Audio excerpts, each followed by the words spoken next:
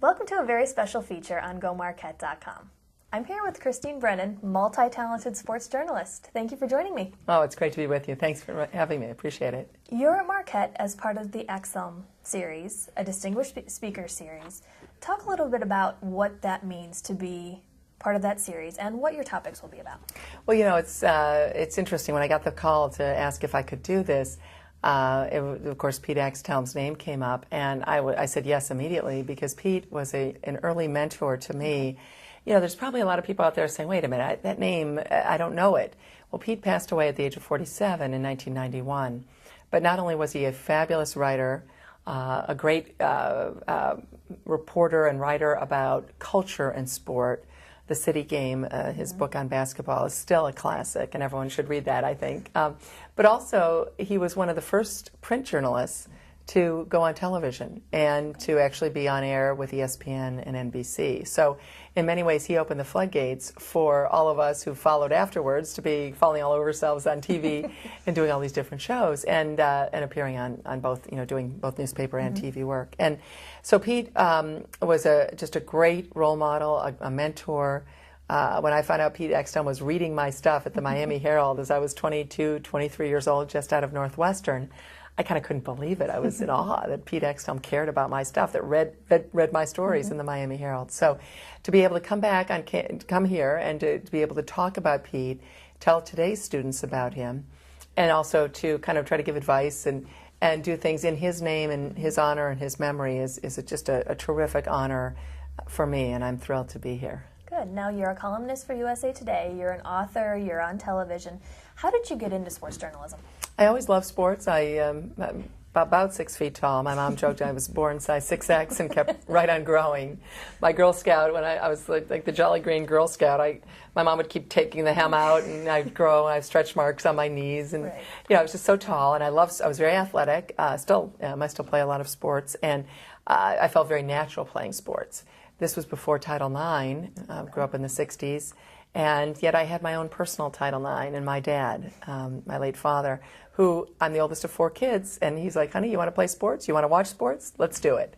So I threw the baseball with him. Couldn't wait till he got home from work so I could throw the baseball. And the idea of throw like a girl, I wish we could take that term and throw and get rid of it, because I learned how to throw the ball properly, and today all girls learn that. Right. But we went to, it was full immersion in sports, playing sports, watching it on TV or listening on the radio. And then season tickets for Michigan football, University of Toledo Rockets football, Toledo Mud Hens baseball, Detroit Tigers baseball. So I couldn't get enough, and I had a willing co-conspirator in my father who shared it all with me. Good. Now, 2009 marks the 100th year anniversary of women at Marquette, which was also the first university in the world to offer co-education for women. You're kind of the pioneer in the women in sports journalism. What advancements have you seen in women in the last couple years? You know, I think that we have a lot more women out there in sports media. Still only about 11 or 12% of sports departments at newspapers are women, and that's not good. I wish there were more. And in fact, because of the economic downturn and newspapers having trouble, in many ways I think we're losing women. We're losing ground. But what I love is when I come to campuses or when I hear from women, I see so many more young women who want to get into sports journalism or sports media. It is a place for them because of Title IX, because of the opportunities that Title IX has afforded. They know they have a place in sports. So whether they're playing it or observing or commenting on it, whatever it might be, those opportunities exist. And so I'm just seeing a sense that no one's asking the question anymore, do women belong? I mean, now, of course, women belong, and there's a place, wonderful, big place for women in sports media. What are some of the challenges that you had to overcome early in your career? You know, it's funny because in some ways I got some benefits by being a woman and getting a job because the Miami Herald had never had a woman sports writer, so I became their first full-time female sports writer. But I think the locker room, access to the locker room, and issues involving equal opportunity for women and men to do their jobs, interviewing athletes. So I think those are some of the things that thankfully are well in the rearview mirror now. Mid-'80s was when the locker room issue was resolved.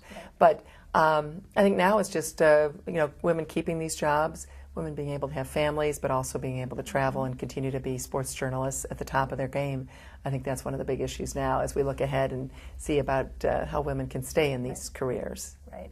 What do you think are some of the challenges that women in athletics, not specifically sports journalism, but just women in athletics, have faced? And do you think those issues have changed, or are the main ones still the same ones?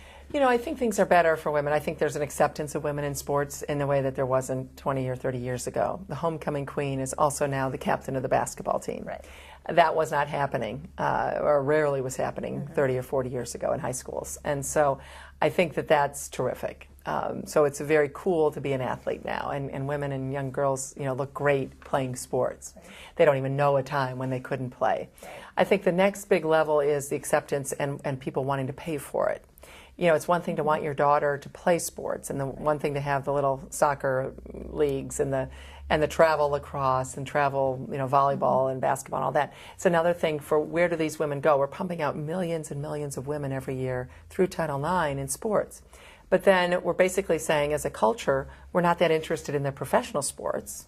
That, you know, the attendance isn't great, the TV ratings are not great for the WNBA or women's pro soccer. And women coaches, yes, definitely, there's opportunities, but also men are coaching women, which is fine. But if you're pumping out all these women in sports, where do they go as professionals? Right. I think that's the next big question as a society. Do we want to see women's professional sports, want to pay for it? Do we want our daughters to see role models as professionals? And I think those are questions that right now are unanswered, but we'll get those answers, I assume, sooner rather than later. Right. Now, you're the most widely read female sports journalist. Do you kind of take the attitude that you were just talking about, do you kind of take that as a personal thing because you have such a large platform? You know, I kind of do. I mean, I try to picture when I write for USA Today every Thursday, I try to picture maybe a woman reading the column who might not otherwise have read sports, even though I might write about men's. I write about men's sports probably more than women's sports. I still probably write about women more than most other columnists, and that's okay. I don't mind doing that at all. But I think, I certainly try to give my opinion. If I have to be controversial, I don't shy away from that.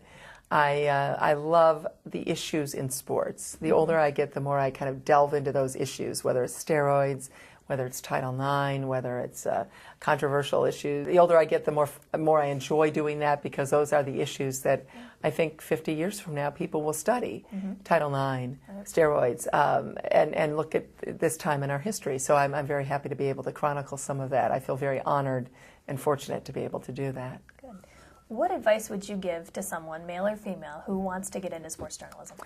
It would be simple. It's even in these tough economic times, there are jobs, and there will be jobs, because as the irony is, as newspapers are having trouble and as TV ratings have gone down and things like that, we have more people questing, wanting, thriving for, demanding information than ever before. So you've got all these people wanting this. Now, it may well come on a handheld device as opposed to in your newspaper or on your TV screen. But I think the bottom line is hard work, dedication to the task. It's a people business. Journalism is very much a people business. And so treating people right, working harder than the person on one side of you or the other in school, wanting it as bad, following your heart, passion to if this is what you want, then send out 50 letters, 100 letters, 200 letters, emails, follow up. Maybe have to travel around the country, halfway around the country, wherever, to take your first job because you love journalism and sports journalism so much. Great. Thank you so much for your time. Oh, it's my pleasure. Thanks for having me. Thank you for watching GoMarquette.com.